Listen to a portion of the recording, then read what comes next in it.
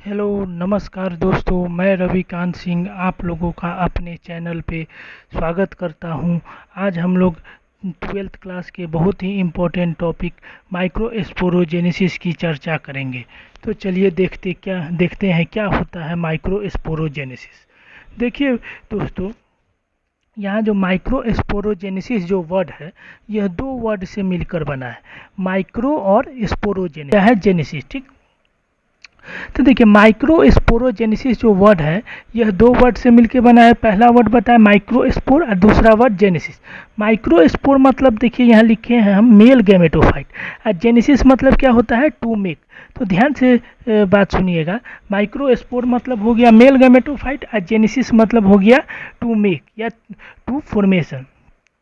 तो वह प्रोसेस, वह क्रिया जिसके द्वारा मेल गैमेटोफाइट का फॉर्मेशन होता है या बनता है, उस क्रिया को, उस प्रोसेस को क्या कहा जाता है, मेल गैमेटोफाइट। यहाँ पे एक क्वेश्चन ये भी उठता है कि मेल गैमेटोफाइट को माइक्रो क्यों कहा जाता है। माइक्रो मतलब जैसा कि दोस्तों हम लोग जानते हैं कि छोटा होता है। तो मेल गैमेटोफाइट फीमेल गैमेटोफाइट के रेस्पेक्ट में, कंपैरिजन में साइज जो होता है वो छोटा होता है। इसीलिए मेल गैमेटोफाइट को क्या कहा जाता है, माइक्रोस्पोर, और फीमेल गैमेटोफाइट को क्या कहा जाता है, मेगास्पोर। ठीक, तो आज हम लोग माइक्रोस्पोर के बारे में चर्चा करना है। तो अर्थात मतलब हुआ कि वह प्रोसेस जिसके द्वारा मेल गैमेटोफाइट बनता है उसी को कहा जाता है माइक्रोस्पोरोजेनेसिस। ठीक, अब माइक्रोस्पोर जो है वो बनता है किससे है, तो हम लोग पढ़े हैं माइक्रोस्पोर जो है दोस्तों वो किससे बनता है, तो माइक्रोस्पोर मदर सेल से बनता है। ये जो माइक्रोस्पोर है वो किससे बनता है, माइक्रोस्पोर मदर सेल। एमएमसी मतलब क्या हुआ, microspore mother cell. Microspore mother cell में मियोसिस डिवीजन होता है। मियोसिस डिवीजन हम लोग जानते हैं रिडक्शनल डिवीजन होता है। तो ये जो एमएमसी सेल है ये 2n होता है दोस्तों। ठीक, और इसमें जब मियोसिस डिवीजन होता है तो मियोसिस हम लोग जानते हैं रिडक्शनल डिवीजन होता है। मियोसिस कैसा डिवीजन होता है, रिडक्शनल डिवीजन होता है। और रिडक्शनल डिवीजन में क्रोमोसोम का नंबर क्या हो जाता है, हम लोग जानते हैं हाफ हो जाता है। मियोसिस डिवीजन में क्रोमोसोम का नंबर क्या हो जाता है, हाफ हो जाता है। तो इसलिए मियोसिस डिवीजन के मदद से, माइक्रोस्पोर मदर सेल से 4 पोलन ग्रेन का निर्माण होता है। यह पोलन ग्रेन क्या होता है, हैप्लॉइड होता है। हैप्लॉइड क्यों होता है, क्योंकि यहाँ पे मियोसिस डिवीजन हुआ है। ठीक, याद रखिएगा। ये जो पोलन ग्रेन है, ये इसका डेवलपमेंट हम लोग पढ़ रहे हैं। तो पोलन ग्रेन बना किससे था, तो सही बात है, माइक्रोस्पोर मदर सेल के द्वारा पोलन ग्रेन का डेवलपमेंट हुआ था। ठीक, याद रखिएगा ये बात। माइक्रोस्पोरोजेनेसिस देखिए यहाँ पे इंग्लिश में भी लिखा हुआ है, it is the process by which formation of male gametophyte. ठीक, अब देखते हैं कि इसका फॉर्मेशन कैसे होता है। तो सबसे पहले यह पोलन ग्रेन है, तुम पोलन ग्रेन है। तो एक बात अगर हम लोग देखें कि पोलन, ये जो डेवलपमेंट ऑफ पोलन ग्रेन है, इसको अगर जगह पे देखा जाए कि किस जगह पे डेवलपमेंट हो रहा है, तो इसको दो पार्ट में बांटा जाता है। मतलब based on the site of development of pollen grain, it can be divided into two place और two site. First is development in anther, and second is development on stigma. मतलब पहले स्टेज में pollination से पहले, pollination तो हम लोग जानते हैं, पॉलिनेशन क्या है, the process by which transfer of male gamete to the female gamete. The pollination is the process by which transfer of pollen grain from anther to the stigma. This process is known as pollination. वो process जिसके द्वारा pollen grain anther से stigma की ओर जाता है, उस process को हम लोग क्या कहते हैं, पॉलिनेशन कहते हैं। सिंपल बात है। तो पोलन ग्रेन का डेवलपमेंट दो जगह पे होता है, एक एंथर पे और दूसरा स्टिग्मा पे। तो चलिए देखते हैं एंथर पे क्या होता है और स्टिग्मा पे क्या होता है। तो देखिए दोस्तों, एंथर पे क्या डेवलपमेंट होता है। तो सबसे पहले ये हम लोग का एक टिपिकल पोलन ग्रेन हुआ। तो पोलन ग्रेन में कुछ खास स्ट्रक्चर होता है जो कि किसी भी, चाहे वो एंजियोस्पर्म प्लांट के बारे में हम पढ़ रहे हैं, हम लोग जानते हैं एंजियोस्पर्म को दो पार्ट में बांटा जाता है बेस्ड ऑन दी कोटिलीडोन, मोनोकोटिलीडोन एंड डाइकोटिलीडोन। तो देखेंगे हम लोग डाइकोटिलीडोन में, यहाँ पे देखिए डाइकोटिलीडोन में यहाँ पे जर्म पोर जो है वो कितना है, 3। एक जर्म पोल कितना है, 3, एक यहाँ एक यहाँ और एक यहाँ 3 जर्म पोर है।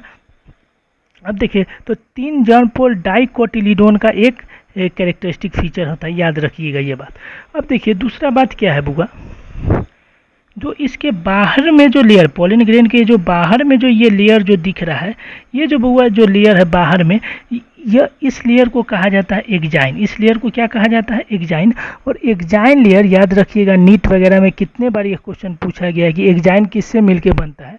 तो एग्जाइन बुआ स्पोरोपोलेनिन से मिलके बनता है, और स्पोरोपोलेनिन जो स्ट्रक्चर है वो बहुत ही टफ और हार्ड स्ट्रक्चर है।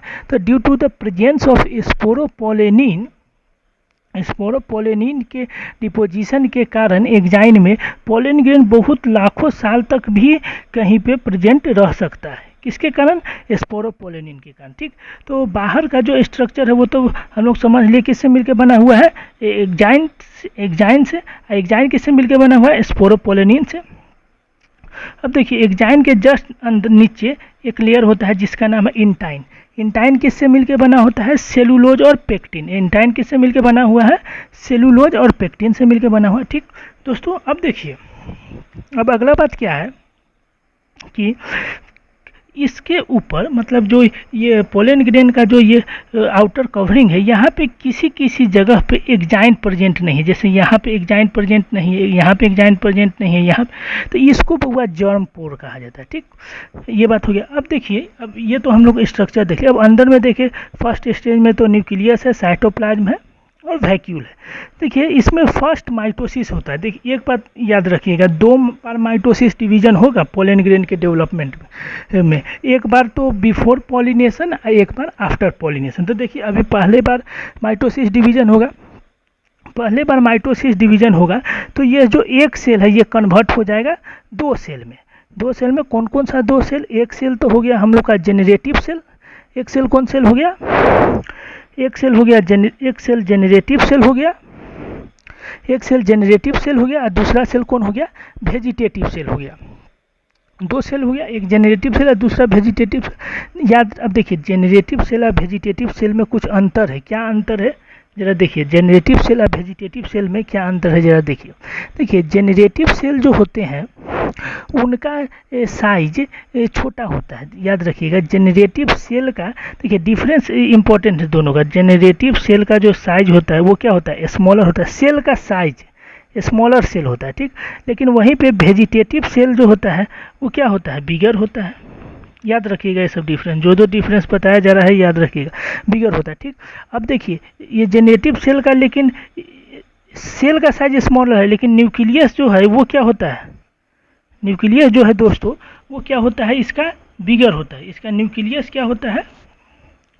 बिगर होता है। जेनरेटिव सेल का न्यूक्लियस क्या होगा? बिगर होगा। ठीक, अब फिर देखिए अगला अंतर क्या है। ये जो वेजिटेटिव सेल है दोस्तों, इसको हम लोग ट्यूब सेल के नाम से भी जानते हैं। ये देखिए यहाँ लिखे भी हुए, vegetative cell is also known as tube cell. और जेनरेटिव सेल को हम लोग रिप्रोडक्टिव सेल, ये देखिए रिप्रोडक्टिव सेल के नाम से भी जानते हैं। तो ये बात याद रखिएगा, दोनों में क्या क्या अंतर है, वेजिटेटिव सेल और जेनरेटिव सेल में क्या अंतर है। एक बात और याद रखिएगा, वेजिटेटिव सेल आगे चल के डीजेनरेट हो भी सकता है और नहीं भी हो सकता है, लेकिन जेनरेटिव सेल आगे जाके कभी भी डीजेनरेट नहीं होता है। जेनरेटिव सेल ही आगे जाके मेल गैमेटोफाइट का फॉर्मेशन करता है। सब डिफरेंस याद रखिएगा। ठीक, अब देखिए जो एक डिफरेंस और है, जेनरेटिव सेल जो होता है वो इंटाइन के एकदम सटा हुआ होता है। देखिए जेनरेटिव सेल जो है, जेनरेटिव सेल जब वो इंटाइन के एकदम नज़दीक में सटा हुआ है कि नहीं, लेकिन वेजिटेटिव सेल जो है वो फ्रीली साइटोप्लाज्म में मूव करते रहता है। देखिए एकदम सब क्रिस्टल क्लियर है। वेजिटेटिव सेल देखिए ये रहा साइटोप्लाज्म, ये साइटोप्लाज्म में एकदम फ्रीली मूव कर रहा है वेजिटेटिव सेल, लेकिन जेनरेटिव सेल एकदम इंटाइन से एकदम सटा हुआ है कि नहीं। ठीक, अब देखिए अब आगे क्या होता है। यह जो एक सेल से 2 सेल कन्वर्ट हुआ, इसको हम लोग 2 सेल्ड स्टेज कहते हैं। इसको क्या कहते हैं? देखिए इसको हम लोग क्या कहते हैं? 2 सेल्ड स्टेज। ठीक, 2 सेल्ड स्टेज। अब ये जो वाला सेल है ये छोटा है अभी बताए हैं रिप्रोडक्टिव सेल या जेनेटिव सेल छोटा है, वेजिटेटिव सेल का साइज क्या है, बड़ा। ये तो सेल है, ये जो जगह है या यह जो स्थिति है जहाँ पे यह एक सेल कन्वर्ट हो गया है 2 सेल में, इसको ही हम लोग क्या कहते हैं, 2 सेल्ड स्टेज। ठीक, या यहाँ तक का डेवलपमेंट जो पोलन ग्रेन का होता है वो एंथर पे होता है। ठीक, सॉरी एंथर में होता है, एंथर में डेवलपमेंट होता है। अब इसके बाद का जो डेवलपमेंट होगा वह पॉलिनेशन के बाद होगा और स्टिग्मा पर होगा, मतलब ऑन द स्टिग्मा होगा। आगे का कुछ डेवलपमेंट, फिर कुछ डेवलपमेंट इनसाइड भी होगा। तो अब देखिए क्या होगा, देखिए इसके बाद ब्रस्ट ऑफ एंथर होगा, जिसको डाइसेंस ऑफ एंथर भी कहा जाता है। इसके बाद क्या होगा, ये जो 2 सेल्ड स्टेज के बाद क्या होगा, ब्रस्ट ऑफ एंथर, जिसको डाइसेंस ऑफ एंथर कहा जाता है। और इसके बाद इंसेक्ट के द्वारा, वाटर के द्वारा, मतलब किसी भी ऑर्गेनिज्म के द्वारा पोलन ग्रेन जो एंथर पे है उसको उठा के कहाँ तक पहुँचा दिया जाएगा, हमारे फीमेल रिप्रोडक्टिव ऑर्गेन जो स्टिग्मा है उसके टिप पे पहुँचा दिया जाएगा। ठीक, तो एक बात और याद रखिएगा, यह पोलन ग्रेन का स्टिग्मा पे जाने को पोलन पिस्टिल इंटरेक्शन भी कहा जाता है। अब देखिए एक बात और याद रखिएगा, किसी का पोलन ग्रेन प्लांट के किसी भी स्टिग्मा के साथ फ्यूज नहीं करता, वो लॉक एंड की मैकेनिज्म के साथ जुड़ा हुआ रहता है, जिस भी स्पीसीज का मेल गैमेटोफाइट है वो उसी स्पीसीज के फीमेल गैमेटोफाइट से फ्यूज होता है। जैसे हर एक किसी खास ताला का खास चाबी होता है, सिमिलरली खास पोलन ग्रेन जो है, मतलब किसी खास स्पीसीज का पोलन ग्रेन उसी स्पीसीज के फीमेल गैमेटोफाइट से फ्यूज कर सकता है। इसको पोलन पिस्टिल इंटरेक्शन कहा जाता है और इस मैकेनिज्म को लॉक एंड की मैकेनिज्म कहा जाता है। ठीक, तो अब देखिए इसके बाद क्या है कि ये जो पोलन ग्रेन आ गया हमारे स्टिग्मा पे। ठीक, अब स्टिग्मा पे आगे क्या होगा, अब देखिए अब कोई भी गेस्ट किसी के यहाँ आता है तो उसका क्या होता है, स्वागत होता है। या फिर हम लोग के यहाँ देखते भी हैं, ये क्या है, मेल गैमेटोफाइट है। मेल गैमेटोफाइट किसके पास गया, फीमेल गैमेटोफाइट के पास। तो हम लोग अपने आस पड़ोस में भी, अपने घर में भी देखते हैं कि अगर कोई लड़का अगर किसी के यहाँ दामाद बन के किसी के यहाँ जाता है तो खूब आव भगत होता है, खूब स्वागत होता है। उसी प्रकार यहाँ पे ये मेल गैमेटोफाइट है, फीमेल गैमेटोफाइट के पास गया, स्टिग्मा पे गया तो इसका खूब आव भगत होगा, मतलब इसको खूब ग्लूकोज का सिक्रेशन निकलेगा, कहाँ से, स्टिग्मा से, मतलब खूब न्यूट्रिटिव वैल्यू निकलेगा। अब वह न्यूट्रिटिव वैल्यू एब्जॉर्ब किया जाएगा किसके द्वारा, पोलन ग्रेन के द्वारा। अब इस न्यूट्रिएंट के कारण ये जो इंटाइन का लेयर है इसके अंदर, जब जाहिर सी बात है जैसे हम लोग खाना खाते हैं तो पेट बाहर की ओर फूलता है कि नहीं, पेट जो है वो थोड़ा हम लोग का बाहर की ओर फूलता है। उसी प्रकार जब इंटाइन के अंदर जब खूब ये न्यूट्रिटिव अंदर जाएगा पोलन ग्रेन के अंदर, तो पोलन ग्रेन का एक्जाइन का लेयर तो टफ है, हम लोग अभी पढ़े हैं स्पोरोपोलेनिन से बना हुआ है, स्पोरोपोलेनिन टफ है, लेकिन इंटाइन का लेयर उतना टफ नहीं है। ठीक, तो इसलिए जहाँ पे एक्जाइन का लेयर नहीं है तो कहाँ पे नहीं है, जर्म पोर पे नहीं है, तो उस जर्म पोर के द्वारा इंटाइन का लेयर फट के बाहर निकल आता है, मतलब बाहर की ओर बल्ज आउट हो जाता है, बाहर की ओर बल्ज आउट हो जाता है। और ये बल्ज आउट कराने में वेजिटेटिव सेल मदद करता है, ध्यान रखिएगा, ये बल्ज आउट कराने में वेजिटेटिव सेल मदद करता है। इसीलिए अगर कोई पूछा जाएगा कि जो ये बल्ज आउट हो रहा है इसमें कौन मदद कर रहा है, तो वेजिटेटिव सेल मदद कर रहा है। तो इसीलिए वेजिटेटिव सेल को पोलन ट्यूब एराइज कराने में मदद करने वाला कहा जाता है। और vegetative cell is also known as tube cell. Tube cell मतलब क्या, पोलन ट्यूब का फॉर्मेशन करवा रहा है, इसीलिए क्या ट्यूब सेल भी इसको कहा जाता है। ठीक, तो याद रखिएगा। अब यह क्या है, धीरे धीरे ये अगला फिगर में देखिए, धीरे धीरे ये पोलन ट्यूब क्या है, बाहर की ओर निकल रहा है। अब कौन, ध्यान से बात सुनिएगा, कौन से पोलन ट्यूब का, मतलब पोलन ट्यूब का लेंथ किस पे डिपेंड करेगा, ये जो पोलन ट्यूब का जो ये लेंथ जो बढ़ रहा है ये किस पे डिपेंड करेगा, तो देखिए स्टिग्मा से नीचे की ओर जा रहा है, ये स्टिग्मा पे लैंड किया, नीचे की ओर जा रहा है। तो अगर आप लोग को फीमेल अगर रिप्रोडक्टिव पार्ट याद होगा तो ये देखिए, ये हो गया हमारा स्टिग्मा और ये हो गया स्टाइल और यहाँ पे हो गया ओवरी, ऐसा ही ना होता है। तो ये हो गया स्टिग्मा, ये हो गया स्टाइल और ये हो गया क्या, ओवरी। तो यहाँ पे यह पोलन ग्रेन आया और ये पोलन ट्यूब निकल के ऐसे ऐसे ऐसे ऐसे जा रहा है, ऐसे ऐसे जा रहा है। तो ये इसका जो लेंथ है, मतलब ये पोलन ट्यूब का जो ये पोलन ट्यूब है, ये पोलन ट्यूब का जो लेंथ है किस पे डिपेंड करेगा? तो स्टाइल के लेंथ पे। ये जो स्टाइल है इसी के लेंथ पे ना डिपेंड करेगा। यहाँ पे तो हमारा ओवा या एग रखा ही हुआ है, ठीक। तो याद रखिएगा पोलन ट्यूब का लेंथ किस पे डिपेंड करता है? तो स्टिग्मा और स्टाइल के लेंथ पे डिपेंड करता है, ठीक। अब अगला बात याद रखिएगा, ठीक। अब देखिए, तो ये पोलन ट्यूब का लेंथ लंबा हो रहा है। जब पोलन ट्यूब का लेंथ लंबा हो जाएगा तो सबसे पहले वेजिटेटिव सेल अंदर जाएगा और उसके बाद जेनरेटिव सेल भी अंदर चला जाएगा। अब यह वेजिटेटिव सेल और जेनरेटिव सेल और साथ साथ में साइटोप्लाज्म भी अंदर पोलन ट्यूब के अंदर चले गए। अब ये जो अंदर चला गया, ये फिर से ऊपर की ओर न आ जाए, इसको प्रोटेक्ट करने के लिए एक प्लग होता है दोस्तों, जिसको हम लोग कैलोस प्लग कहते हैं। जिसको क्या कहते हैं? कैलोस प्लग, ठीक। कैलोस प्लग क्या करता है? प्रिवेंट करता है ये सबको ऊपर की ओर आने से। अब देखिए दोस्तों, अब अगला जो स्टेज आता है, अब देखिए हम बताए थे 2 बार माइटोसिस होता है, एक बार बिफोर पॉलिनेशन, एक बार आफ्टर पॉलिनेशन। अब जो सेकेंड माइटोसिस होगा वो आफ्टर पॉलिनेशन होगा, मतलब पॉलिनेशन के बाद होगा। अब देखिए क्या होगा आफ्टर पॉलिनेशन, जरा ध्यान से बात सुनिए। देखिए क्या होगा, यहाँ पे 2 बार दूसरा बार माइटोसिस होगा तो किस में होगा? वेजिटेटिव सेल में दोस्तों नहीं होगा, जेनरेटिव सेल में होगा। देखिए यहाँ पे याद रखिएगा, जी से जनरेटिव और जीए से जनरेशन भी होता है। तो आगे के जनरेशन बढ़ाने में कौन सा सेल मदद करता है? जनरेटिव सेल मदद करता है। यह ट्रिक है, जी से जनरेशन और जी से जनरेटिव। तो आगे के जनरेशन बढ़ाने में कौन मदद करेगा? Vegetative cell. तो एक मदद कर रहा है तो दूसरा मदद नहीं करेगा, एकदम समझने वाला चीज़ है। तो जनरेटिव सेल में याद रखिएगा, जनरेटिव सेल में फिर से माइटोसिस डिवीजन होगा। एक जनरेटिव सेल 2 जनरेटिव सेल में कन्वर्ट हो जाएगा। तो जनरेटिव सेल का नंबर कितना हो गया? 1 से 2 हो गया। तो वही लास्ट में लिखा हुआ है यहाँ पे देखिए, जनरेटिव मेल एक जनरेटिव सेल कितने में कन्वर्ट हो गया? 2, माइटोसिस डिवीजन के मदद से 2 में कन्वर्ट हो गया। और यह जो देखिए पहले से ही हैप्लॉइड चला रहा है, तो ये जो 2 जो बना ये क्या होगा? एन ही होगा, ठीक।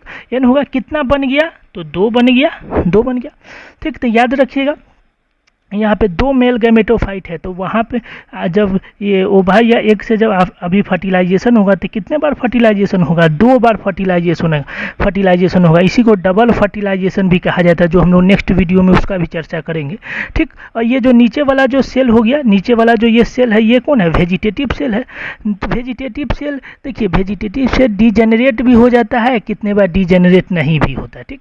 तो याद रखिएगा, लेकिन मेल गैमेटोफाइट डीजेनरेट नहीं होता है, ठीक। तो यहाँ तक हम लोग यह देखें कि देखिए ये तो लास्ट स्टेज हो गया था। मेल गैमेटोफाइट अगर कोई बोलेगा तो इसमें क्या क्या चीज़ हम लोग को दिखा?